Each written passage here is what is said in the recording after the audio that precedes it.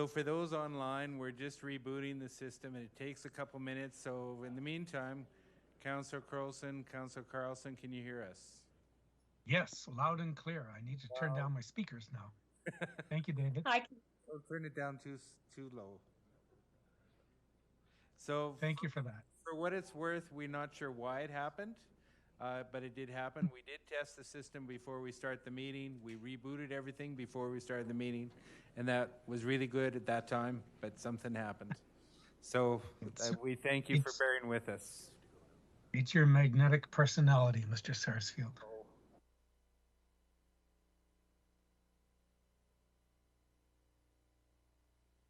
All right. Is there anyone else in the audience who would like to speak? Please state your name. And at the end, please see Ms. Brown. Thank you. My name is Lisa Tompkins. I am a business owner. We just celebrated our 40th year downtown, and my mom turned 100. I don't know if you guys saw that, but it's a big celebration. So, you know, I've been around a long time. I've been doing this for 40 years as well, and so I've seen the changes in the downtown, and one of the things that I wasn't really aware of was I knew what was happening on my street, but I didn't really get what was happening on everybody else's street. And I didn't realize that until this issue came about. So I started to go around and talk to the businesses in the 2-block radius. And so one of the things I did come to understand is compliance is an issue. I didn't realize that. But I think that raising the tickets to $45 really doesn't direct the punishment to the compliance issue, right? It really is going to be going against my clients who come into my store to shop. So, you know, when a ticket's $10, I don't mind paying it for my client. And if it goes up, I'll have to eat that as well. But I do think about the smaller businesses downtown that have curated these beautiful stores, and you know, maybe their average sale is $100. I'm not sure because I don't know what it is, but you know, when I go and shop downtown, in the last couple of weeks, my average purchase was about $100. So if I get a $35 ticket, I'm not coming back, right? I'll go to Chapters to buy a book. I'll go and get my clothing in the mall. You know, I'll buy my shoes, you know, in places where you don't have to pay a meter or pay a fine if you get a fine for parking. And I also wanted to just bring to your attention, I have submitted some signed petitions from many of the local downtown businesses, as well as clients who have shopped in my store and some of the other businesses as well. So I do want to make sure that you guys get to see and read those as well. So thank you very much for your time. And I do hope that this creates some discussion, because I think that's what we need, because it isn't just a compliance issue, and it's also not a parking fine issue. And see, there we go. I lost my train of thought. So I did have a closing argument, and it has escaped me. So if I think of it, I'll let you know. Thanks so much. Appreciate your time. Good. Thank you, Ms. Tompkins. Anyone else?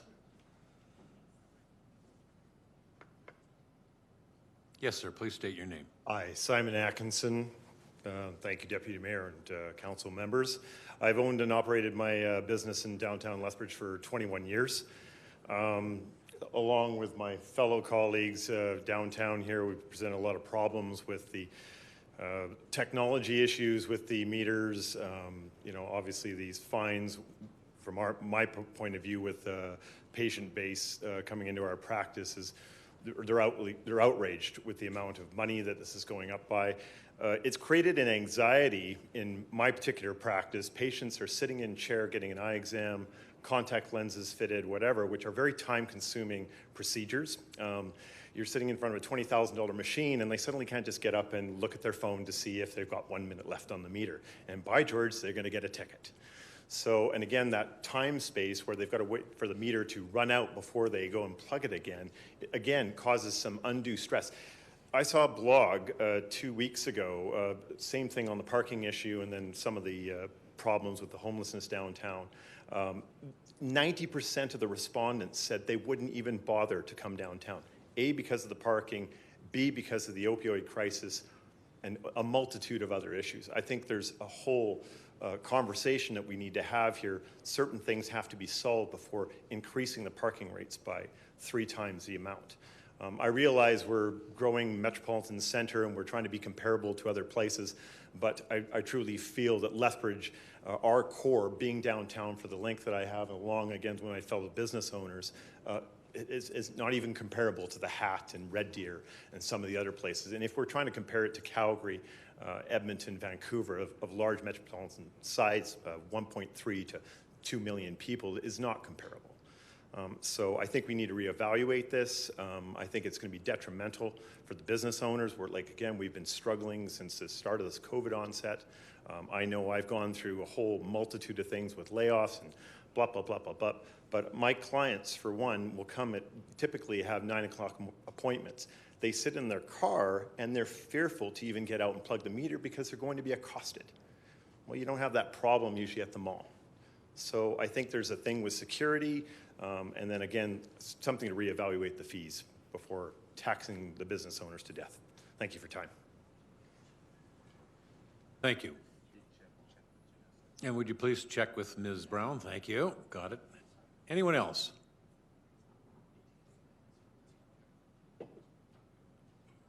Okay. Councillor Carlson? Carlson. Okay, well, we can open up for questions. Okay, are we having difficulties with the audio again? Councillor Carlson? I can hear you right now. Yeah, it seems to have rectified. Well, Mr. Atkinson was speaking. It was cutting in and out, but it seems to have repaired itself. Thank you, Mr. Chair. Great, thank you very much. We'll now take questions from... Okay, well, we've asked twice. We'll ask a third time. Anybody else want to come forward? Please do. How about stating your name? Hi, everybody. My name is Jessica Hempsey, and I own Nature's Clarity Skincare in downtown Lethbridge. I just want to thank you all so much for giving us this space to be able to express ourselves as business owners. I myself am a new business in Lethbridge. I opened up in 2018, and about 9 months later was closed down due to COVID. It's been up and down over these last 4 years with guiding my own business, guiding my staff, guiding my clients, and I can truthfully tell you wholeheartedly that we need support. We need support. This is not what, as a business owner, what we want to hear. We want to find a resolution for this, and we want to be able to collectively work together with the City of Lethbridge so that we can come to a resolution. Thanks for your time. Thank you. All right, for the third and final time, anyone else like to come forward? Okay, seeing none, then we'll open it up for questions from council. Deputy Mayor Parker. Thank you very much, and thank you everyone for your presentation. It was actually became a good conversation, and I'm old enough to remember going downtown as a kid. My mom worked at the Marcos Flower Shop, going to Eaton's, eating in the restaurant, going to Woodward's, going to Kresge's, going to Woolworths, all those places. And I think you all nod your head because a lot of you have been from Lethbridge. I've known a lot of you guys for years and all that. And so the idea was there wasn't businesses on the outskirts of Lethbridge, and so the only place to shop was to go downtown. Just like any other community across Western Canada, if not in Canada, you really didn't have your urban sprawl. So downtowns were the idea to come shopping. And so the idea is you wanted to keep traffic moving. The businesses needed traffic moving, otherwise there was no parking. And so there's historical knowledge here. And of course, things have changed and there's social issues. There's no doubt about that. And some of those things we're trying to address. But the parking thing is something that we can't control. So I want to talk about the things we can control right now. Obviously, I want to make sure we're basing our opinions on facts here. So I have a question here. Actually, I have two questions, first of all. Through the acting city manager, we are going from a $10 fine to a $25 fine. Am I correct on that? And if it doesn't get paid, it goes to $50. I want to make sure we got facts here. Am I correct? So no, that's not correct. So Okay. the fine is increasing from $25 to $50. 50. And there is an early reduction if people pay within the first 7 days, then there is a $15 discount. Okay, that's what I meant to say. Okay, so have you noticed through the acting city manager that some people have felt that the fines were so low that it's not worth paying. You know what? I'll roll the dice. If I get a ticket, I get a ticket. Have you noticed that? We'll start and then maybe have Mr. Jewell, who is sitting here, the transportation manager. My understanding is that right now the fee, if you pay early, is only $10, and the compliance hasn't been the best. There are some people that take the chances because you might get only one fine in a month, and you only pay $10. You don't pay for parking at all. But again, I will have Mr. Jewell to expand on that. He has more information on that end. Thank you.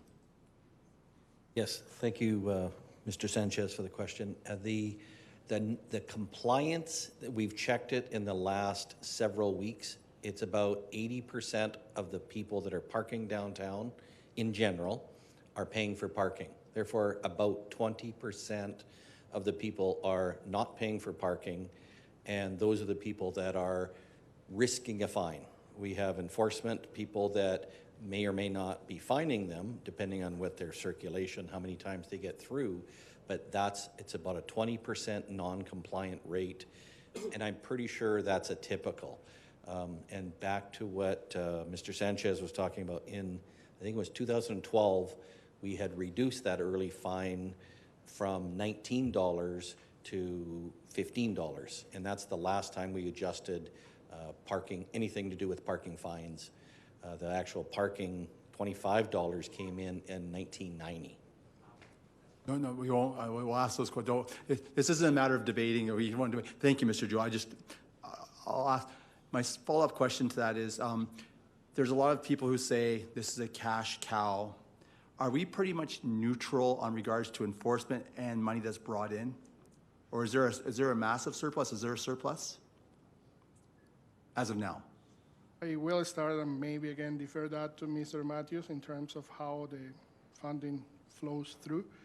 This is basically not really a cash flow. It's to pay for the operations that we have in place plus life cycle that we have for the assets. In this case, the meters and any other assets that we have in the book. There is some money that is being set aside in the parking reserve that we will use as life cycle comes or new expansions are going to happen. But again, but it isn't a cash cow. Okay, that's all. I don't want to get into. And my last question is to Mr. Hagee, and I respect all you guys. I remember going to Pierre and Clark's when you opened Pierre Clark's in the back there. I was on the corner and thought it was a pita pit. But anyway, Mr. Hagee, what if we just said to you folks, hey, you guys are the downtown BRZ, you're the businesses, you guys take care of your parking, you enforce your parking, let you guys do it. Would you even want to do that? Councillor Parker, I remember talking to you probably 25 years ago about these parking meters. Yeah. You remember that? Yeah, I remember it. And we're still talking about it. Yeah, I think we'd be open to just about anything. We want to talk about stuff. So yeah, I mean, if this isn't a cash cow, isn't that what we're doing here today? It was to be increased to raise money.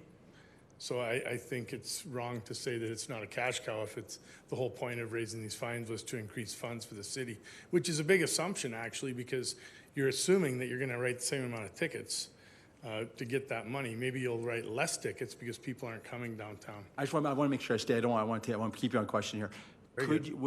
Was there ever discussion as a BRZ? You were former chairman of the BRZ. Was there ever discussion that we could possibly do that? Yes, we had that discussion, but I'm no longer on the BRZ board, so I can't speak for the BRZ. But I think as a business owner that would be an option to look at. Yes, because as you see, different streets have different needs. There was 5 or 6 people that spoke, and each street has a different need. 2 hours, 4 hours. There's different needs depending on the businesses that are there. Thank you for asking. Thank you. Thank you, Mr. Chairman. Thank you. And before we jump into the remainder of the queue, I have 2 questions for Mr. Sanchez through the acting city manager in regards to, are there options? And it looks like we're exploring options that may be available in terms of ameliorating both businesses and citizens that come downtown, as well as trying to adjust for increases in costs across the city, specifically dealing with regulatory services. So I have two questions for Mr. Sanchez. One is in terms of permits. Is there an option or is there an opportunity there to create a parking permit that would allow citizens and or business owners to park in the downtown core for a fee? The second question that I have is in regards to the zoning of the downtown. We have one primary zone in the central core of the downtown. If I move from zone 1 to zone 2, I currently have to purchase another fare or fee.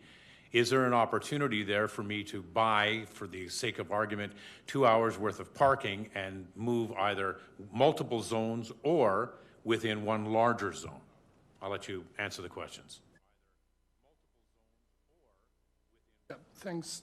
Thanks for the question. So on your first one regarding parking permits and parking fees, we do have parking permits in place today, and those are in the 10-hour or Zone 10 hours parking area and at the Park and Ride. There are also a couple of off-street parking lots that are available, and the rate today is $72 per month. $72 per month. So that option exists, and if you look at the overall picture of the downtown area, the Park and Ride, if we consider the distance from the Park and Ride all the way up to the mall, we're talking about 3 blocks. So the radius from that central location using the Park and Ride is 3 blocks for people to get a monthly pass. So again, that option is there today, so exists. Regarding the second question in zones, I will need most likely to go back to the team, but there is certainly a possibility. When this was implemented, the intent was to have 3 zones on 2, 3, and 10, and those are the hours, 2 hours, 3 hours. My understanding, and maybe Mr. Jewell can expand more on that, there was engagement at the time done when this was implemented many years ago, and the rationale was to have rotation through the business so people will have that opportunity to go and move to another location if they need, but there is always parking in front of the business. Another option that we could, again, we will need to have some time to go back, is it is true today once you park for the maximum 2 hours, you need to let the meter expire, and there is a 5 minutes time to reload before you are eligible for a fine. An option could be to extend that time to 15 minutes, so people have 15 minutes by the time it expires to reload again for the next option. So again, there are options that we could work and come back. Thank you. Councillor Dodick? Excuse me, I just want to follow up on that last thing because it may have answered the question. So a couple of the presenters noted that once the time expired, it was only after then that you could put in some additional funds. And did I hear you say correctly that the technology is there that you could actually have a grace period so that you don't have that sort of angst or psychological thing happening while you're sitting getting your hair not colored at Catwalk?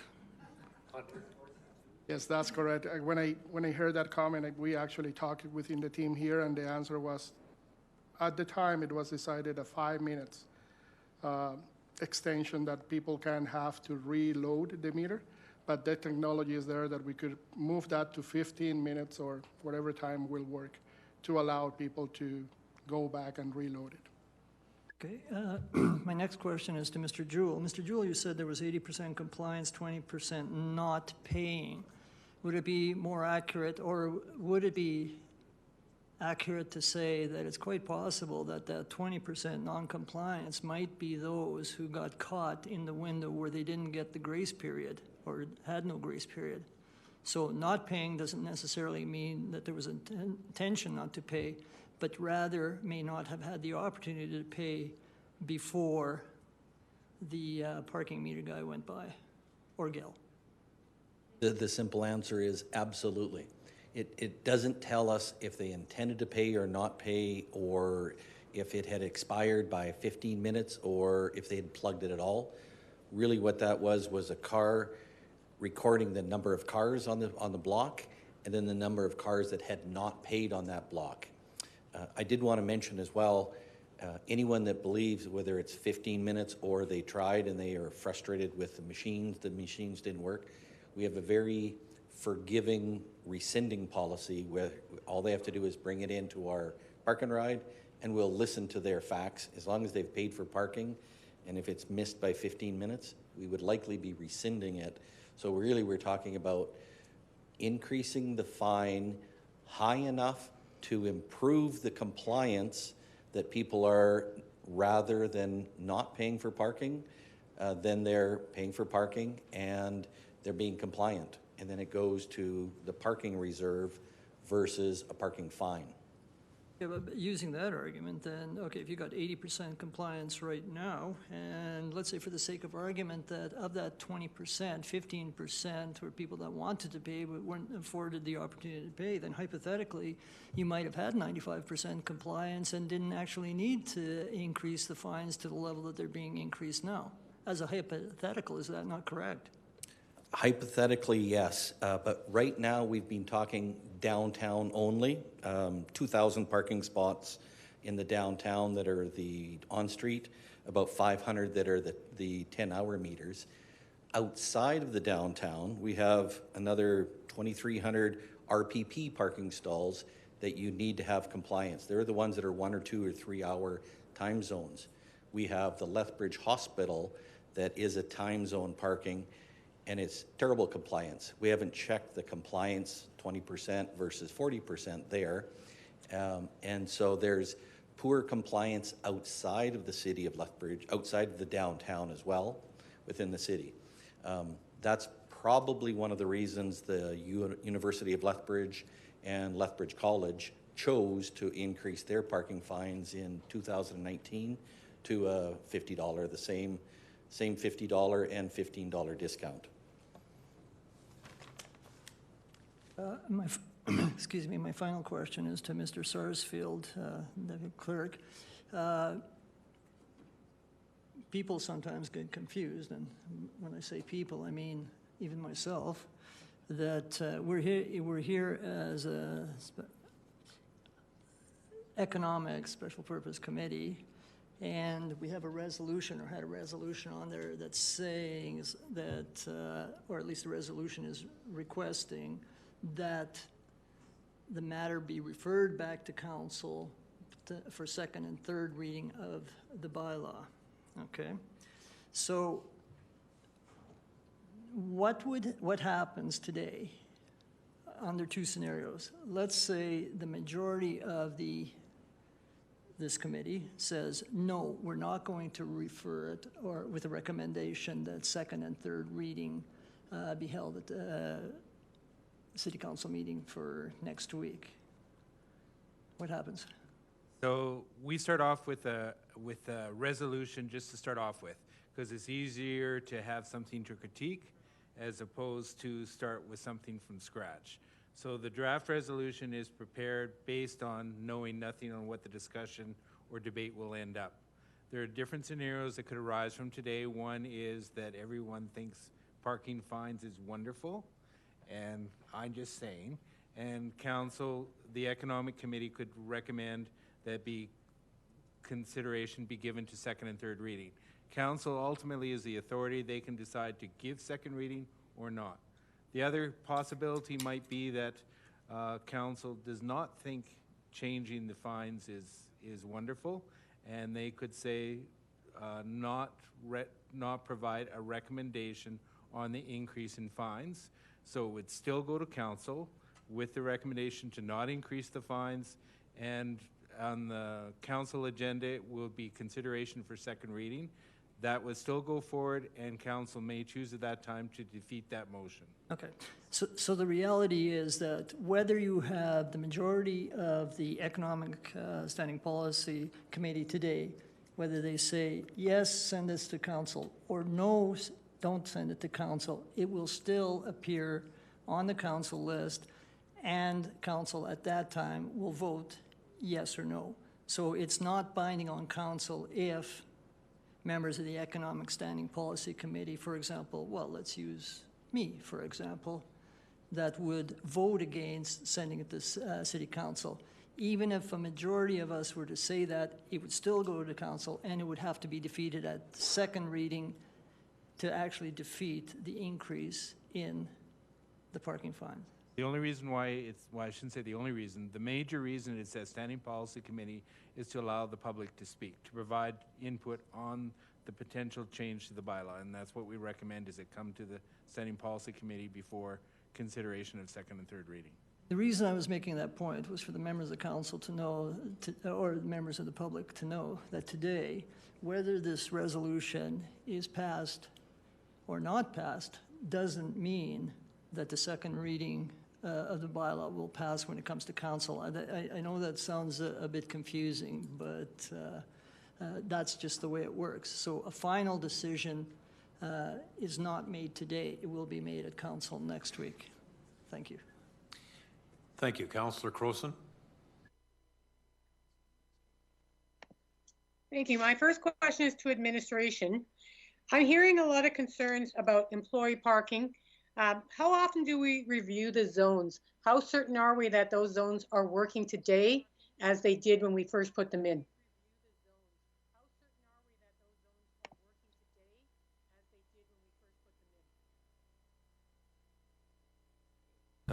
Ahmed Ali, I'm the manager of transportation engineering, includes parking. So we collect, since we moved to the new technology, we are able to collect data, which is a lot more accurate than, say, previous times. So we have done a couple of times studies, and we have made very few minor changes in recent past, but we are open to, if we have representations from the, downtown businesses to look at, we are definitely open to that, and we can always make changes. It's a normal functional approach we will take on that. Second question, and you may as well stay there because you're probably going to be the best one to answer this as well, is I know that we've had parking meters now downtown since 1963, so 60 years now. The original purpose was, as said, to have employee turnover because employees were purposely parking in front of other businesses. And so they wanted to make sure that employees weren't parking, that there was customer turnover. Have we ever looked into other options besides meters? Have we ever looked, for example, at making sure that every employee downtown has to put their license plate into a database, and if they're caught parking in front of businesses, that there's an increased fine, but it's free customer parking? Have we looked into anything like that and had any discussions of some of the other mechanisms used in other communities? I'm not aware of other communities doing this kind of arrangements. In most communities I'm aware of in Canada, in our neighborhood, they all have paid parking in downtown. I mean, of our size or larger. Smaller municipalities, yes, they usually do not have paid parking in downtown, but larger municipalities tend to have paid parking. And as we have, several times indicated, both our parking rates and fines are in the lower zone. In fact, our parking fines are the lowest. And we were discussing that the parking fine was established in 1990. That's 32 years ago. And one of our colleagues was saying with 2% inflation, it's almost over $50 right now. So we believe that the $10 fine is not a reasonable deterrent. And we have anecdotal evidence from our interaction with customers and some businesses in downtown that people take a chance. I mean, I know personally cases. We do not have a scientific study on that. We haven't done that. But based on our experiences, it is our belief that lots of people say, yeah, $10 is so minimal. Yeah, I would not take a chance, and I would not, put an effort to pay for parking, and I will just take a chance. And our overall, again, we want to reemphasize, it's not a cash cow. We don't want to collect money by, penalizing people. The primary purpose, as we all agree, is to bring more people downtown. We make it more vibrant in terms of more and more people are able to come, park for 2 hours, 3 hours. And we have been very flexible. Initially, we had only 2 hours parking. And then when, BRZ and other businesses represented us that they want to be able to extend that 2 hour, so we now allow another 2 hours. And we kept that condition of, extending at the end of the 2 hour because we want only genuine people to use that, not just straight away park for 4 hours. And that helps turnover. And also, as Darwin indicated, we are very, open to talking to people when they have an appeal. For example, somebody says, yeah, I park for, until this time, and in 5 minutes or 10 minutes, even 15 minutes, sorry, I was busy with my, some personal service in a business and I wasn't able to pay, we actually cancel tickets. And you don't have to go to downtown parking office for that. You can even call us and explain the circumstances, and we are very open to canceling them. And so, as we have, we always emphasize this, this is only for people who are non-compliant. People who are compliant really do not have to worry about this. Thank you, Mr. Ali. Councillor Crowson, before, if that's concluded that first question, Mr. Sanchez would like to jump in before your next question. Is that all right? That's fine if he has more of an answer. Okay. Yeah, just was going to add a little bit on what Mr. Ahmed just explained. Trying to get my line of thought here. Originally, when you ask about having downtown employees add their license plate to the system, this is something that we have briefly talked about, but the complexities with it is how you maintain that system. How do you assure that if there is employee turnover, you maintain that database updated so it's logistically will be really a nightmare? And that was the recommendation that the team had at the time. Is it will be really hard to maintain a database of people that will be hard to verify. How do you know if they still work there or not? And if they don't notify, they maintain their plate into the system. So again, we have looked into that option, but it's really complicated. Thank you. And yes, I do know people who complain to me that, I was running into a place for 2 minutes, didn't feel like paying, got a ticket. That's a different matter. You gambled, you lost on that one. But my last question is, have we ever looked at places that do free parking in the downtown? Did they keep it? Did they maintain it? What are the issues around free parking in downtowns? Question to the city manager or his designate. I'm going to assume it's Mr. Ali again because he's probably done the most research on it. Yes, they will be coming. Mr. Ali will be there. So, to be clear, your question was whether or not we experimented creating free parking zones? No, not us. Do we know of any communities that have done free parking, and what has their feedback? Did they go back to paid? Did they keep free? Do we know of any communities that have tried free parking, and what did they find that we might learn from? I'm not aware of any, top of my at this moment. But as we know in literature, it's very, very clear that paid parking creates turnover, and that's the reason most downtowns have this paid parking at the first instance. I'm really not aware of any case study as such. I thought Medicine Hat had tried it a few years back. Well, a few years, probably a decade or so back. And I think they went back to paid for the same reason is employees took it as an advantage is what I understand, but I could be wrong. Thank you. Thank you, Chair. Thank you. Councillor Carlson. Thank you, Mr. Chairman. And my audio has been cutting in and out, so please forgive me if I'm plowing ground that has already been covered. I think Councillor Crowson just asked one of the questions. But what would be the downside for the city if we just got out of the business of parking in the downtown? And that's through you to the acting city manager or his designate, I would imagine. Because every time we step into something and regulate it, even though I believe it was at the instigation of downtown business owners to create this turnover, but every time we do something, we seem to cause a lot of grief in the community. So I guess my question is, what would be the downside? I know we'd probably still have to stay in the business in certain areas, like our residential permit parking, I'm guessing handicap or accessible parking. But what if we just got out of the business and said, yep, it's up to you guys now, figure it out. So I will start and then defer that to Mr. Matthews. From the top of my head, there are a few things that come to mind. Like, we implemented the meters a few years ago, so there is still a depth servicing that we have with those. Life cycle, all the different assets that we own for parking, that we will need to go back and review that item. There is a parking reserve that I also want to remind council that is not only for the downtown, but that's for the whole city. There are areas like Mr. Jewell explained before, the hospital, and other areas where we support, like the college, the university, the EDMAX, and the soccer association as well.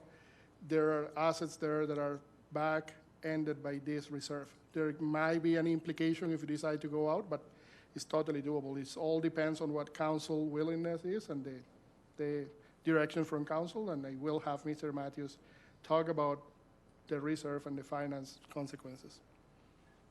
Through the chair to Councillor Carlson. So in regards to, from the financial aspects, as presented, if council remembers back in budget period time, we talked about how the reserve was funding a lot of the things that Mr. Sanchez was mentioning. So that included things like the life cycling of the downtown kiosks. It would also include things like the off-street parking components and the parking lots. You know, so there's pieces of infrastructure that the city would have that would no longer have a funding source. So the parking meters revenue, so we'll talk about two pieces. There's parking meter revenue and there's fines revenue. And today we're really talking about fines revenue. But the parking meter revenue goes into the parking reserve, and a portion of the fine revenue also goes into that reserve, which maintains those assets. So if those revenues weren't there, that would curtail being able to use that reserve for those other, you know, assets in the downtown. As well, that I think that the reality is, as well too, as you know, that our council members, that the reserve has been declining. So over the period, so the maintenance and expenditures and long-term replacement of those assets need funding sources in the long term. One of the things that this would do would actually bring revenue into that reserve, going into the off-street parking reserve. A portion of those fines, once again, and also an anticipated portion of this initiative is also increasing compliance, I think, is the word, or maybe not the right word, but it's basically more people paying their meters, which then goes into the parking reserve. So a portion of the revenue on that. So that would be some of the impacts. And then, of course, there's other pieces inside of there too that, like Mr. Sanchez mentioned, we probably still need costs and pay for costs for scrutineering areas that for handicap zones, for problems in front of businesses, that get paid out of that transportation area that we wouldn't have the funding source for any longer.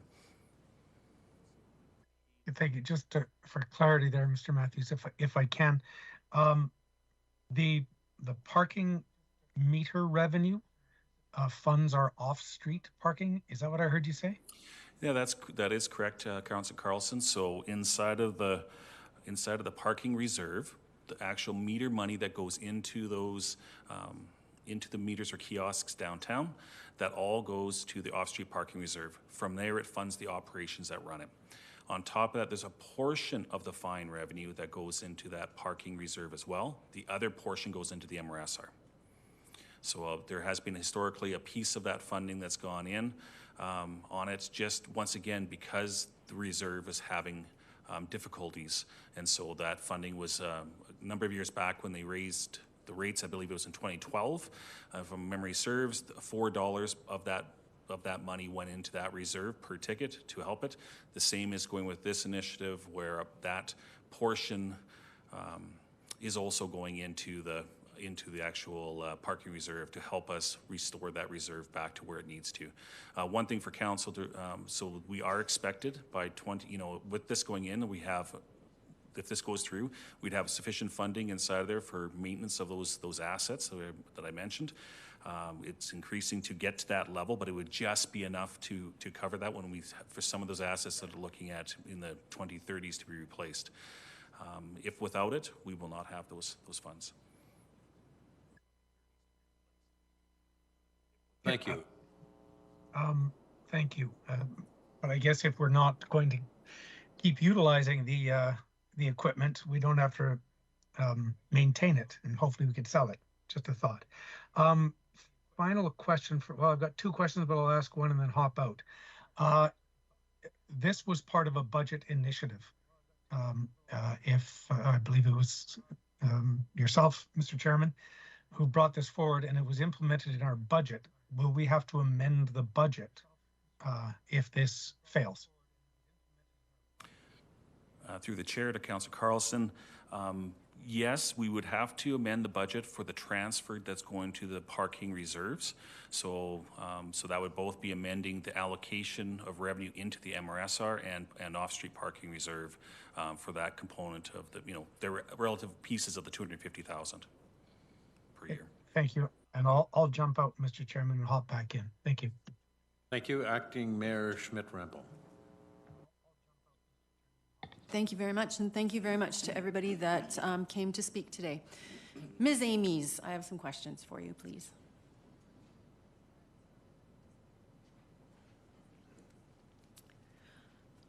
Thank you very much. First question I have for you would be, how long do you think it would take for you to bring a group of businesses together in order to take a look at this and bring some solutions back to council for what parking could look like, parking fines, fees, the whole overarching parking issue downtown? Give me a couple of months. A couple of months, and you could bring that back? Do you think you could bring together a number of businesses to do that? How many businesses do you think you could get to participate in that as well? Given the response, I think I'd probably be turning folks away.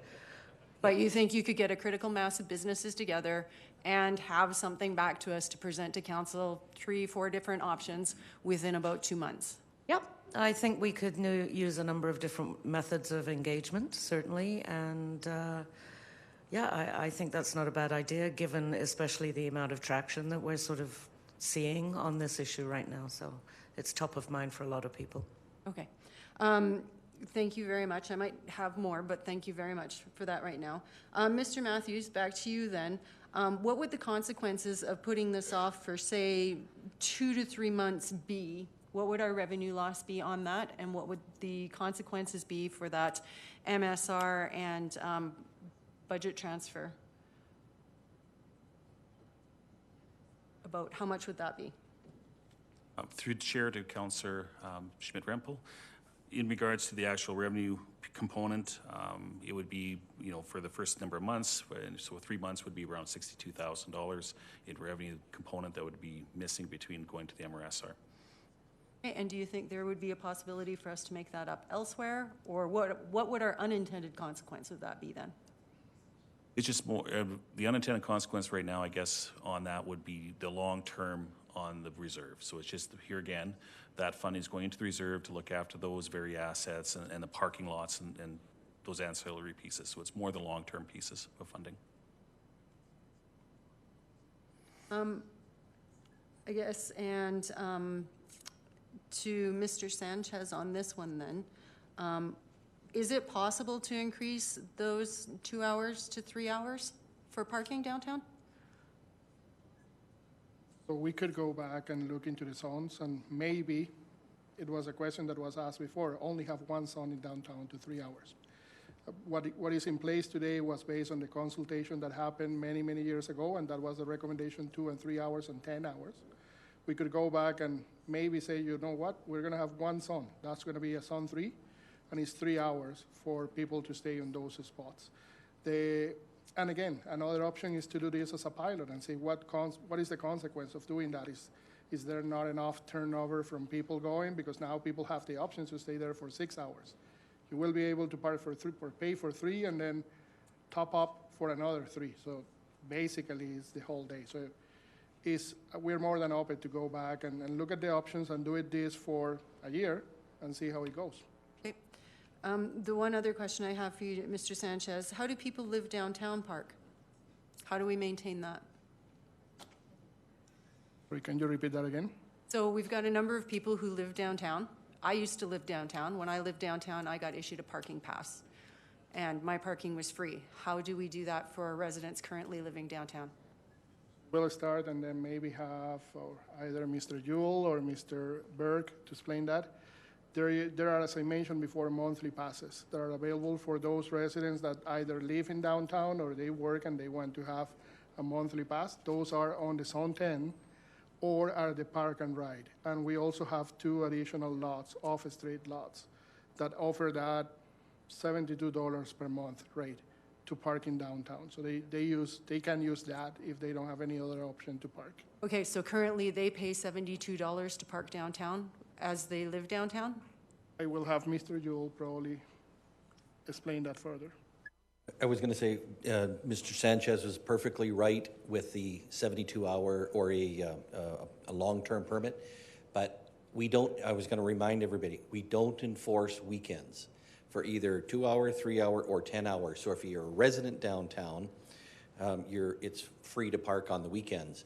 But most people buy a $72 long-term parking pass, and you can park the park and ride, the off-street lots, or the 500 rough 10-hour meter stalls. All of them are open to any residences, just like any 10-hour meters. Okay, so we issue them a pass then, they pay $72 a month.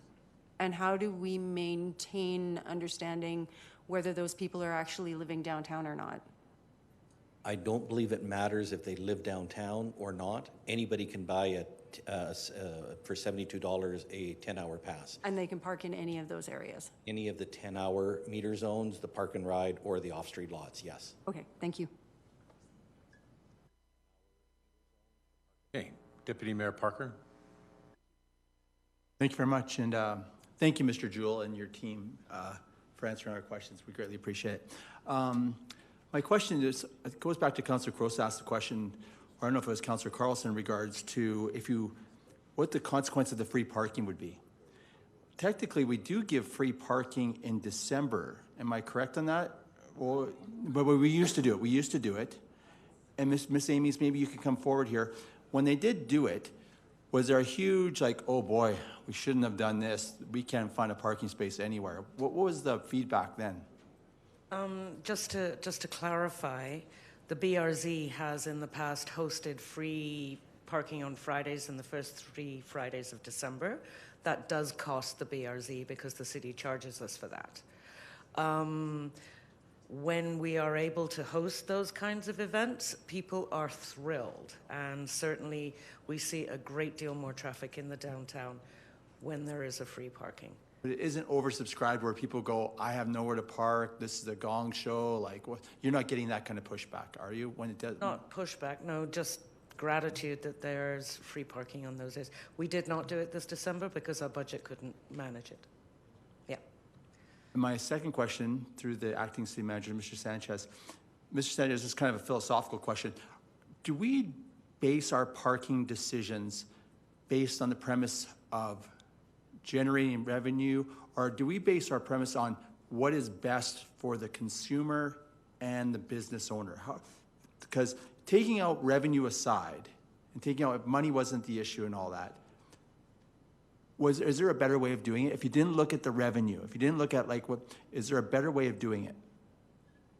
So originally, when this started many years ago, the intent was to solve a problem that was present. There was not enough parking in downtown because people were staying in a particular area for a long time.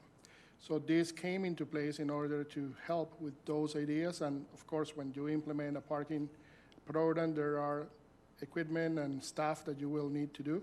So that's where the economics came into place. Most of this is happening in a cost recovery basis.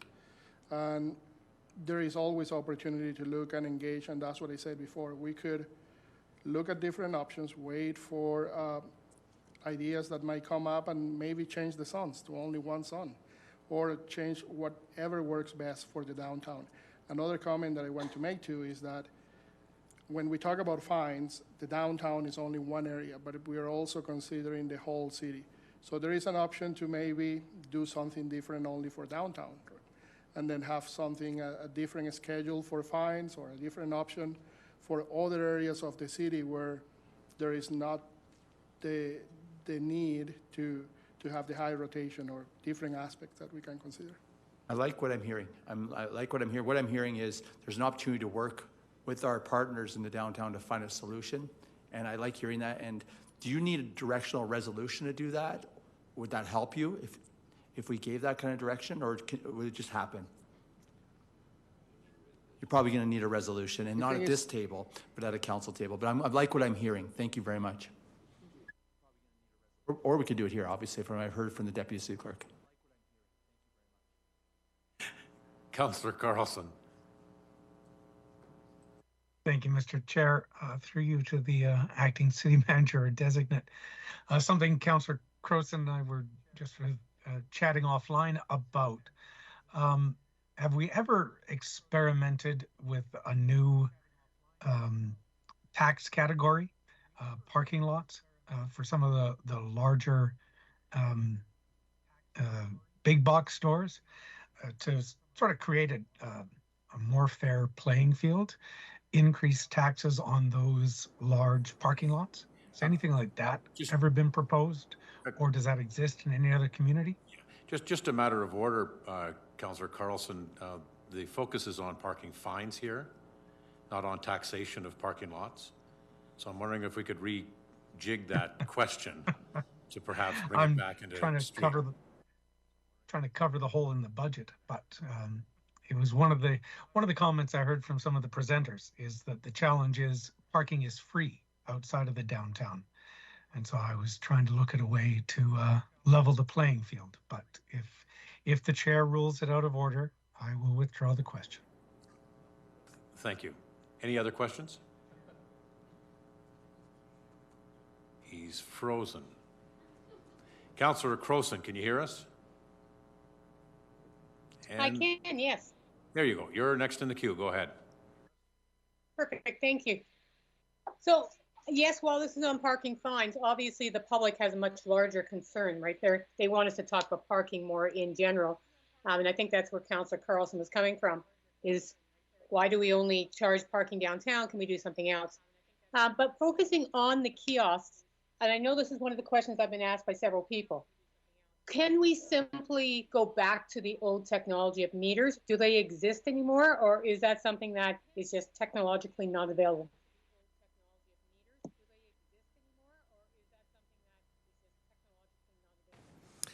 The chair to Councillor Crowson.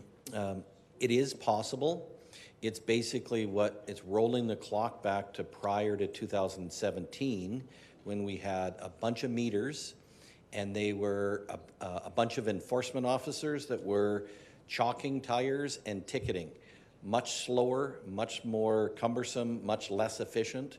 And so they did downtown once a day. And so the compliance was probably worse than that 20% because the enforcement was not able to do their job. But it is possible to do that. The only reason, back to 1963 to this current, parking meters are efficient, create the need for turnover, and are easy to understand. Now the kiosks have gotten more complicated, but also more flexible for different payments. But back to your original question, it's always possible, but it's a lot less efficient. And we really are trying to move forward to what is most efficient for increased turnover and compliance.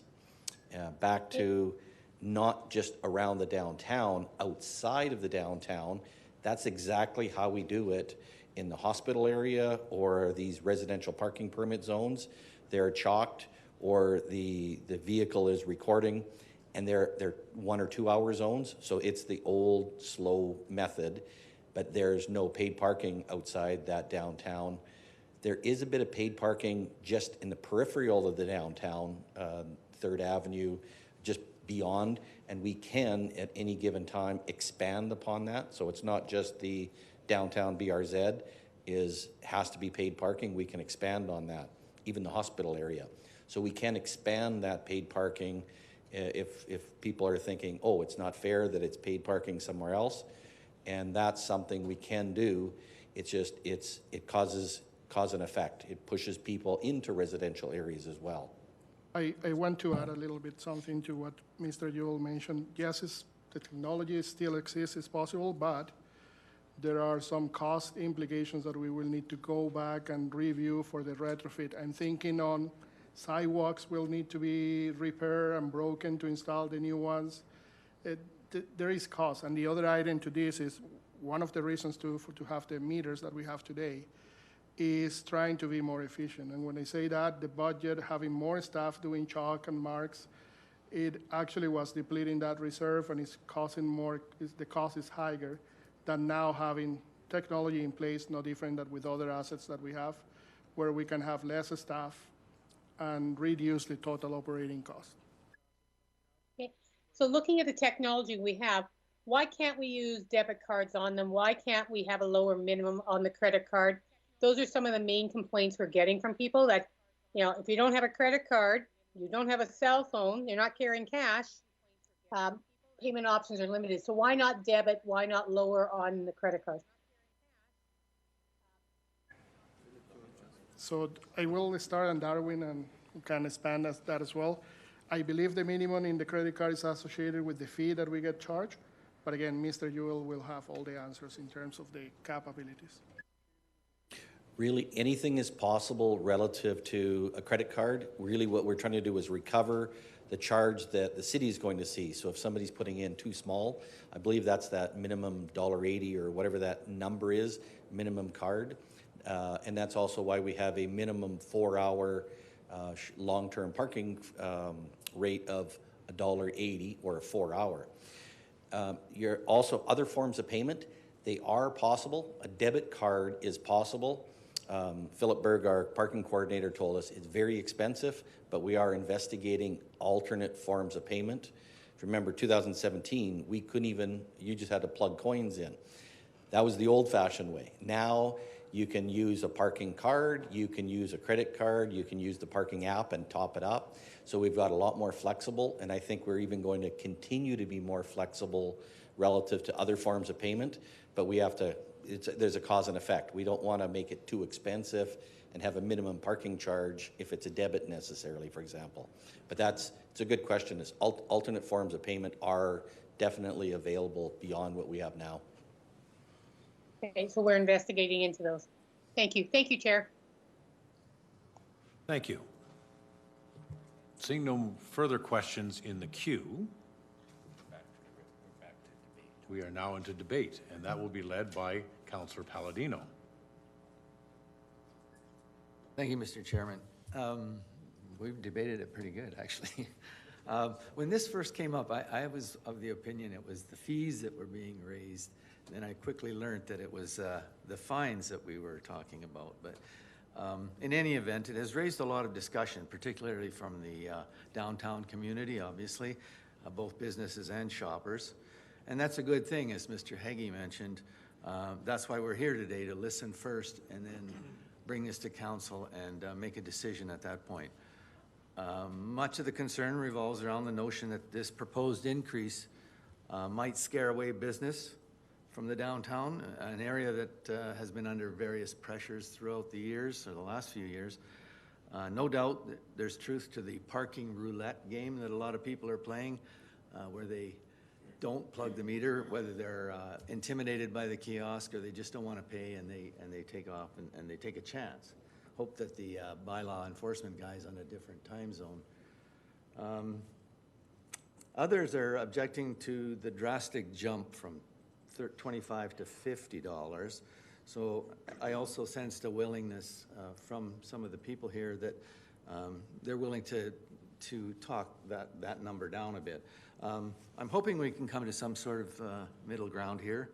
At this point, I'm leaning towards the option outlined in administration's package, option 1, a $40 fine with a reduction by, it says 15, but I would propose a $20 reduction. But that's if it's paid within 7 days. Anyways, I'm eager to hear what my colleagues say about it. Thank you. Councillor Campbell.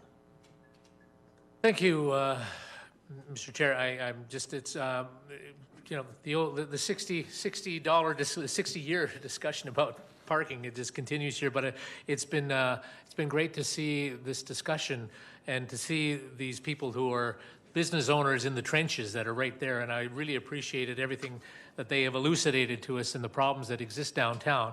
And, you know, but that has led to what the discussion is here before us. And what I'm really loving to see with the business owners is the well, first of all, how much you really want to be downtown. That really comes out that, yeah, downtown is important and you want to invigorate it.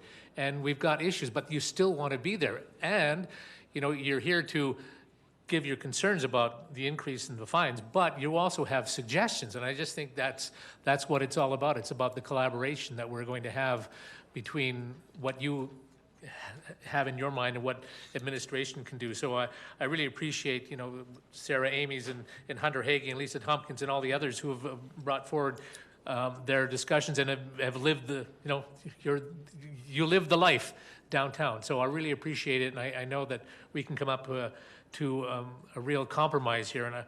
But I mean, we've got so much else to deal with, you know, under discussion with parking zones and safety and the park and ride and all the things that we've got so much to do. But right now, I mean, the discussion today brought forward was, what are we going to raise the parking fine? So I say no. There. That's all for free. But this is also going to go before council, and so it's just. But I just think I really appreciated what everyone had to say today. Thank you. Councillor Dodick? Could you put the resolution back up so that everyone knows what the resolution is? Parking fine. So we're aware that we're looking at parking fines? Okay, my understanding is the resolution is that this committee recommend the council approve the proposed changes to the, okay. Okay.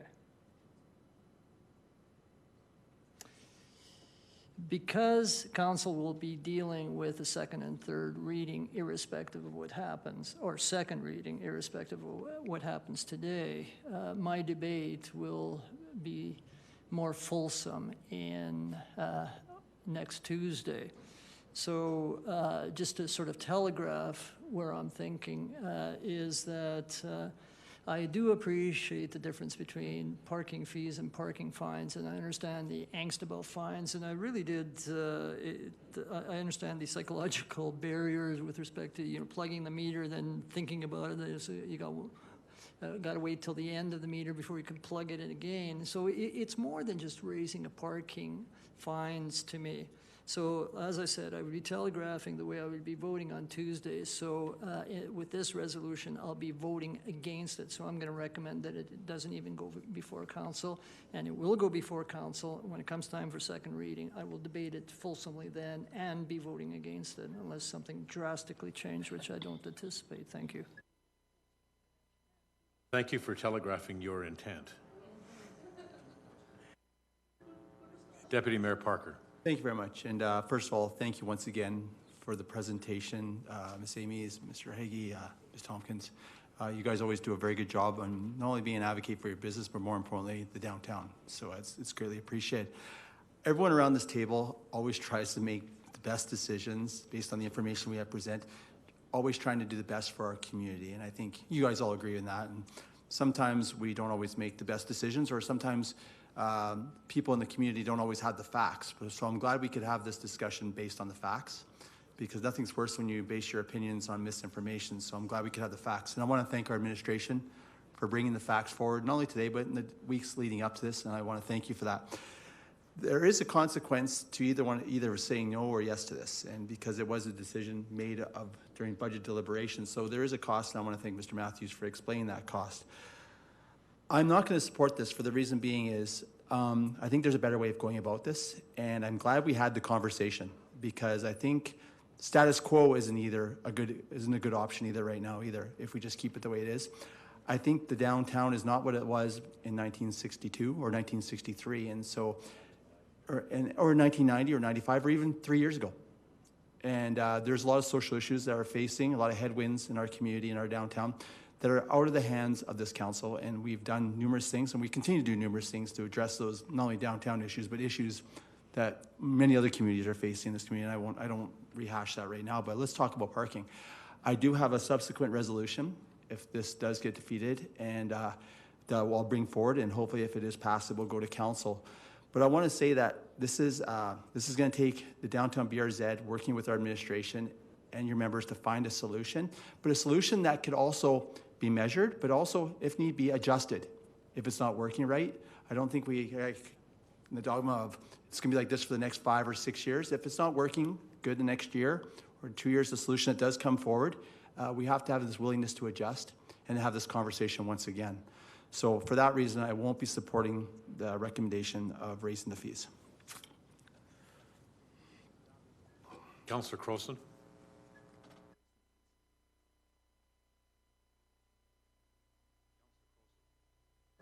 Councillor Crowson? Thank you. You guys are still cutting in and out, but I did hear that. I'd like to actually suggest an amendment. Not only do we, whether we refer this back to council or not on bylaw, on the bylaw, but that we also refer parking in general to administration to work with the BRZ and heart of our city to come up with further suggestions and options on dealing with the fines and also dealing with parking issues in general, and have that conversation with the community, and then refer back, bring it back to economic SPC in about 3 or 4 months to give them some time to actually work on that. So I'd like to make that amendment to this resolution.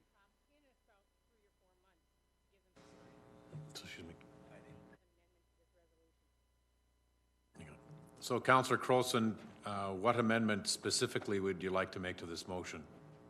Oh, the amendment, oh, sorry, are you having trouble hearing me as well? The amendment I'd like to do is to refer this to administration to work with the BRZ and Heart of Our City Committee to bring suggestions back on how to, on possible parking fines, as well as other suggestions on how to improve parking downtown. Are you asking for a motion to postpone, or are you prepared to? Nope, Okay. I'm doing both, because the one would be that if we can vote on the bylaw, because that can always come back after a certain time if there's a change, but also to have a referral motion as part of this.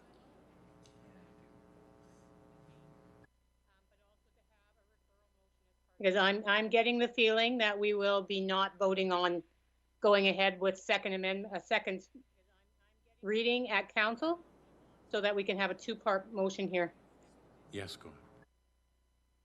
So, Councillor Crowson, just to understand what you're asking, you're suggesting that we vote on proceeding Okay, with... you guys are breaking up. Am I breaking up as well? You are not breaking up, but I don't understand your intent. So that's why I'm asking, just to make sure we're clear. I so wish I could read lips.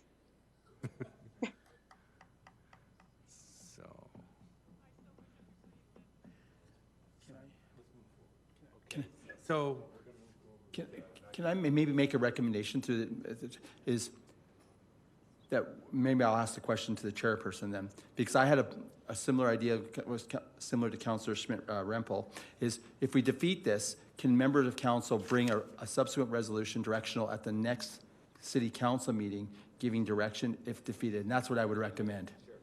Okay, thank you. That clears it up. Acting Mayor Schmidt-Rempel. Thank you very much, and thank you very much to everybody who came forward to speak today. I certainly appreciate this. For me, this actually not only identified issues with the parking that we have downtown, it identified issues and gaps in our current processes with engagement. So that's certainly something that council will also need to be looking at and addressing. We definitely need to do some work on this, and we do need to make some changes to our downtown parking. But at this time, I will not be supporting this resolution that we have before us. I believe there is a much better solution to be worked out, and I believe that Deputy Mayor Parker is going to speak to that in just a few minutes. Possibly. My name was brought up as, mine was actually postponed and to work with this not, but if it gets defeated next week, this will be a subsequent follow-up resolution. Yeah, okay. So I will be... We could do this today then, Mr. Okay. Okay, we are just writing up a new resolution, but I will be defeating the current one that we have up here right now. Thank you very much. Thank you. Seeing no one else in the queue, we now have the motion before us. Bylaw 6393, increase of parking fines amendment to the traffic bylaw 5834. Be it resolved that the Economic Standing Policy Committee recommend that Council approve the proposed changes to traffic bylaw 5834 and proceed with consideration of second and third reading of bylaw 6393. and further that the recommendation be forwarded to the February the 21st, 2023 City Council meeting as an urgent business item. Requesting all in favor of the motion. We'll do a roll call, sure. Council Carlson. Mr. Sarsfield, I haven't heard a word in the last 5 minutes, and I'm really struggling to. I believe we have the motion in front of us, and are you doing a roll call? Correct. Okay, opposed. Councillor Crowson.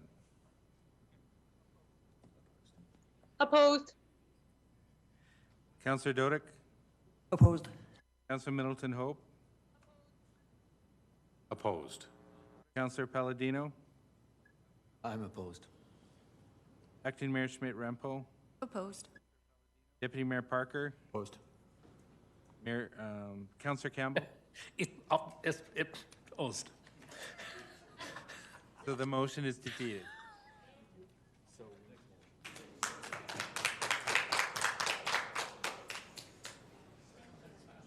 Okay, so we need to move forward with a recommendation to council, and we have a second motion. Okay, it's coming. Get ready for it.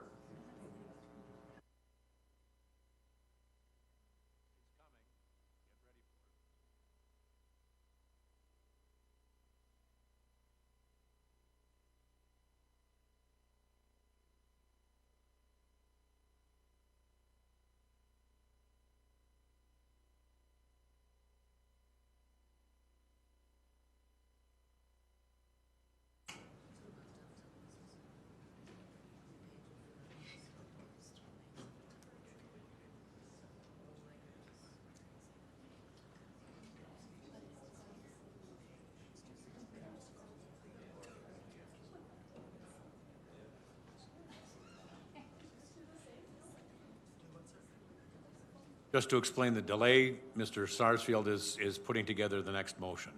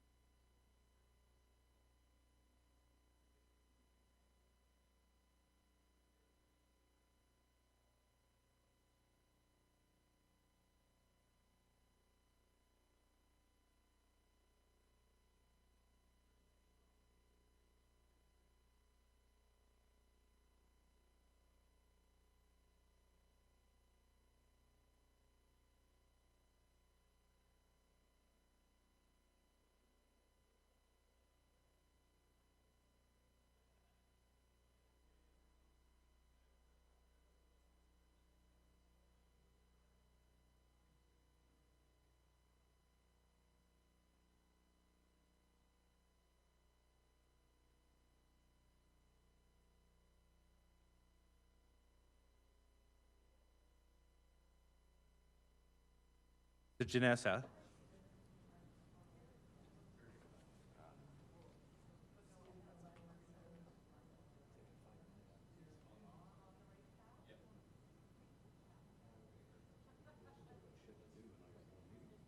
I gotta be in Airdrie tonight.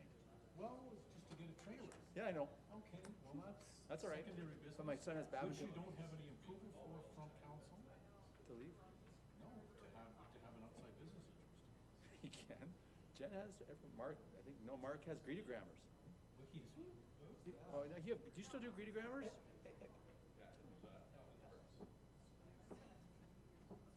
Yeah, we still have to eat, John. We don't have 4 pensions.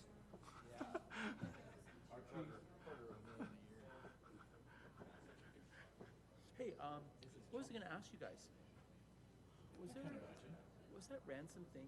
When's that deadline for that ransom? Yeah, outside North America. That's right. Hostage. It's like that cool, that hostage ransom. I mean, it is weird when you hear that. It's like, does that happen quite often?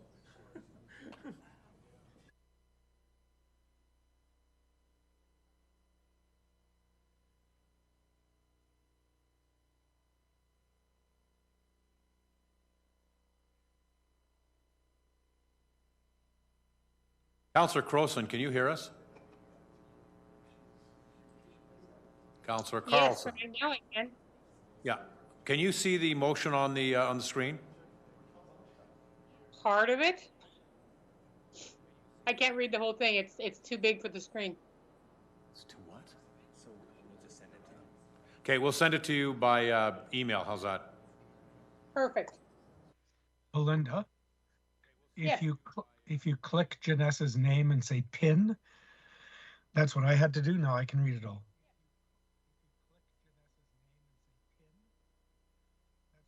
I've just been seeing pieces of everything today, hearing pieces of everything.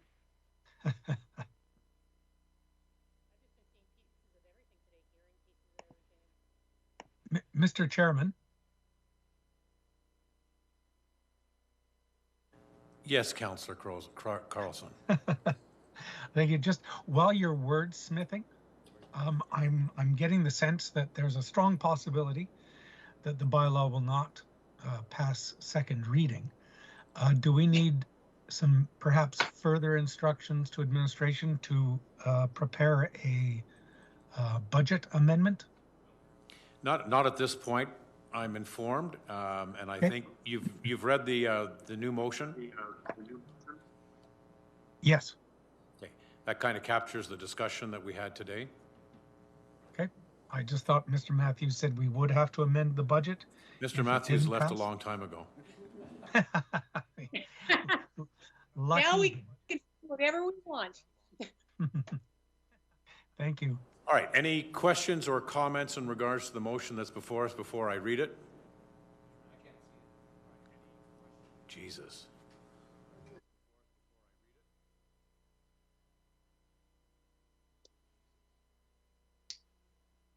As long as the administration feels comfortable with that, it's something achievable.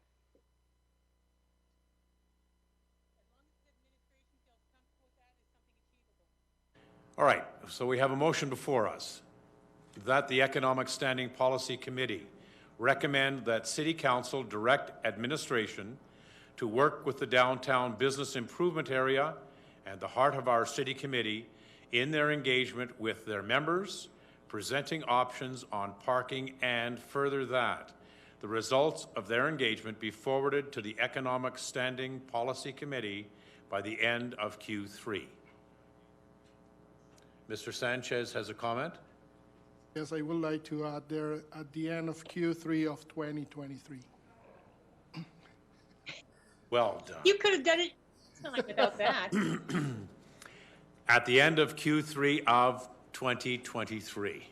I would be happy as it is, but I have to be fair, so I have to bring the year we're all thinking about. Any further debate on this motion? None?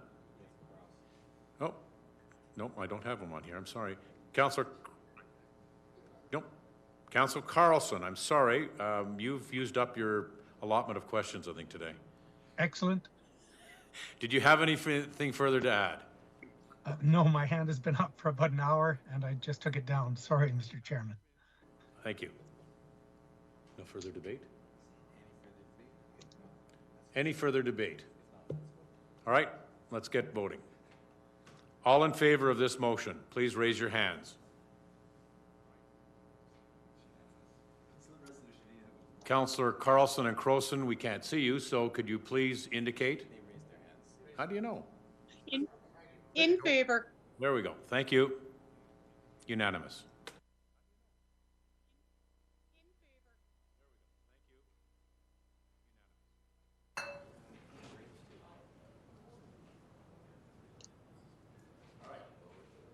Have it up on the screen? Great. 6.2. Status on report of KPMG recommendations for economic development Lethbridge. Be it resolved that the Economic Standing Policy Committee recommend that City Council accept the status report on KPMG recommendations for economic development Lethbridge. All those in favor? Oh, okay. No, there's none. Any questions? Still seeing none. Oh, Acting Mayor Schmidt-Rempel has a question. I'm just looking at this resolution and I'm actually wondering what we're recommending here. Nothing? We're actually, This goes before Mr. Elliott. This is just to acknowledge that we are, well, Mr. Elliott can answer that question.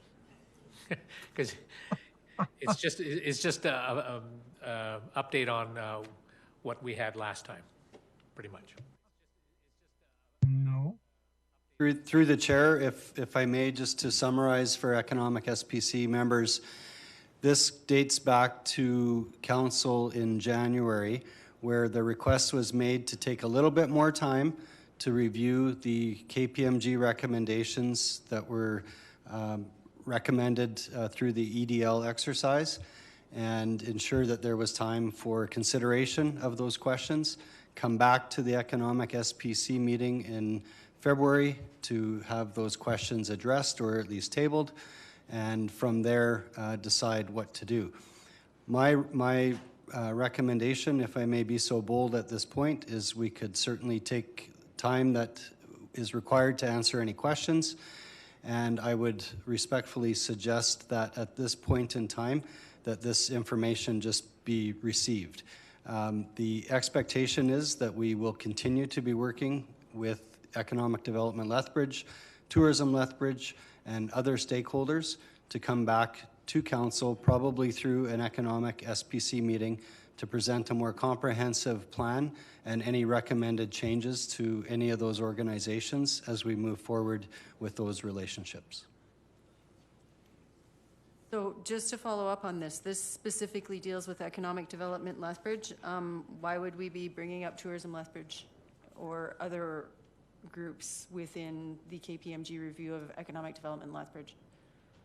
Through the chair to Councillor Schmidt-Rempel, thank you very much for that. My mistake. So what I was thinking is that this takes us back to a further conversation around the economic development and tourism strategy and the outstanding work that we're currently working on in that regard. And my point being that on its own, it makes no sense to proceed with these recommendations of KPMG regarding EDL until we look at the entire picture, which then brings into play the Regional Economic Development Tourism Strategy and the work we're doing with Tourism Lethbridge. Thank you very much. Councillor Carlson. Thank you, Mr. Chair. Through you to Mr. Elliott, if I can. Mr. Elliott, so what I'm hearing is you want us just to mull longer. I thought it was in front of us to sort of go through the KPMG areas of opportunity, I believe they call them, regarding our relationship, the size of the board, the reporting, the MOU, etc., and sort of give directions on which we'd like to proceed with or delve further into. That was my understanding. Are you saying we're just going to take some more time with this? I'm unclear of what we're trying to accomplish today. Through the chair to Councillor Carlson, if you would like to do that, that is certainly up to you to do so.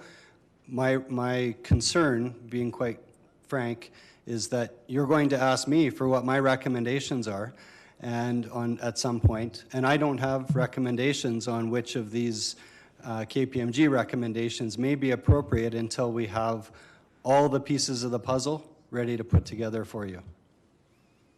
Okay, thank you. That helps me a little bit more then.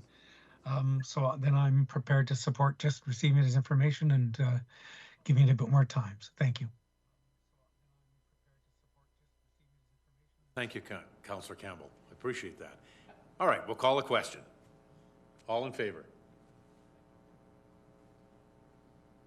Appears to be unanimous.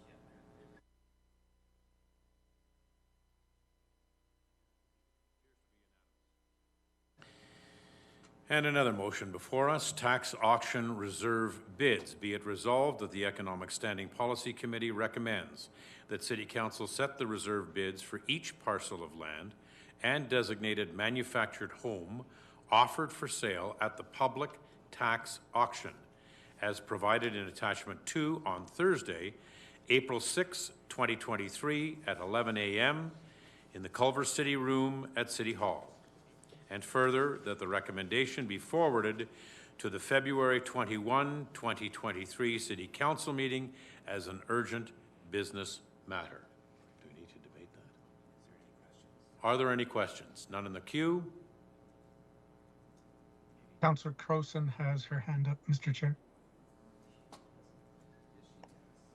There she is. Councillor Crowson. A quick question, I believe I know the answer. Anyone whose business or property is on this list has until the auction to make arrangements to pay their taxes or to make other arrangements, get on the tax payment program, etc. So even though they're on the list, this doesn't mean these properties are necessarily going to the auction. Is that correct? Through the chair to Councillor Crowson, that is correct. So people have time. If your property's on there, contact the city, make arrangements, do what you can so we're not selling your property. That is correct. Okay, thank you very much. Thank you, Chair. Thank you. Any further questions? Is there any debate? Councillor Carlson? Thank you, Mr. Chair. This is part of. Oh, sorry. Go ahead.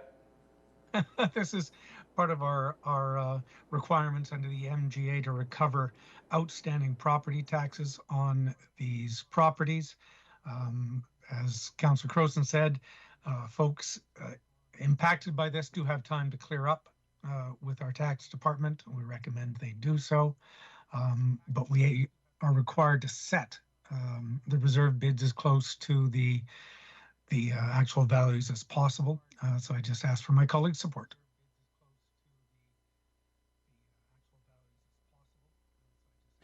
You're opening and closing, Councillor Carlson? Correct. Great. Would you like to call the question then? I will call for the vote. All in favor? It would appear that we're unanimous. Thank you.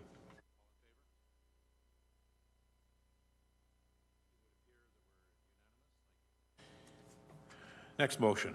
NMAX Center operational matter. Be it resolved that the Economic Standing Policy Committee direct that the closed meeting discussions, reports, documents, and attachments remain confidential pursuant to Section 16, business interests of a third party, and 24, advice from officials of the Freedom of Information and Protection of Privacy Act. Call the question. Councillor Crowson.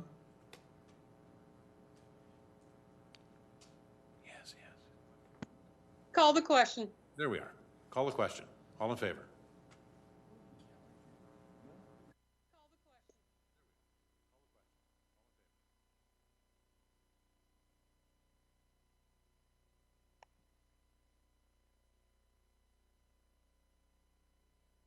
I'd like to make a motion that we go in camera.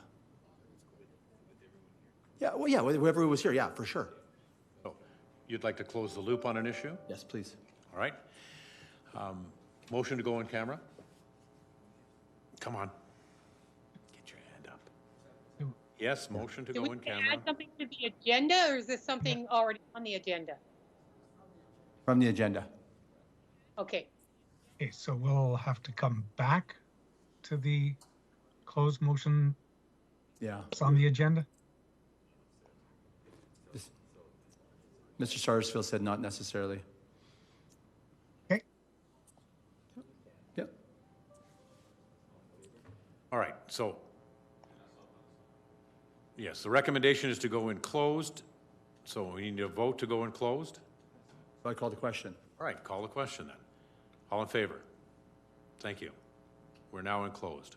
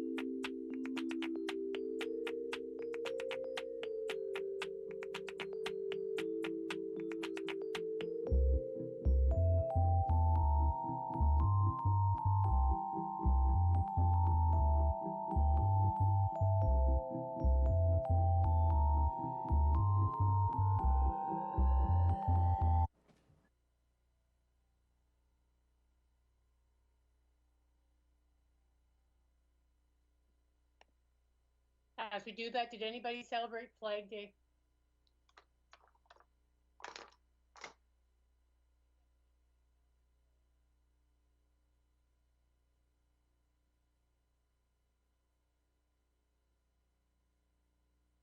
Just for clarity, you said Flag Day, correct? Flag with an L, yes.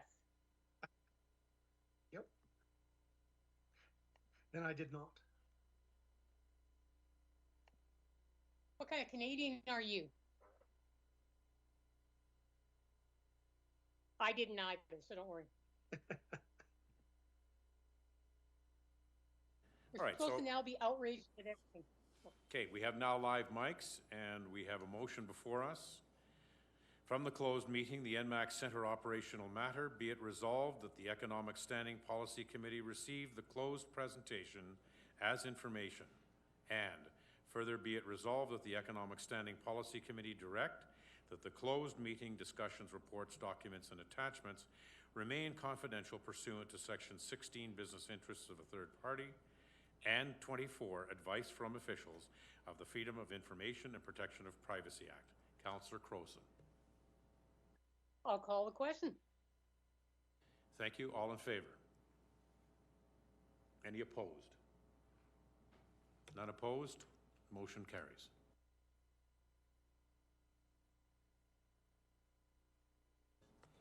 Well, I'm hoping that there's no further discussion. And if there is no further discussion, then a motion to adjourn. You can make that unilaterally. Thank you. Done.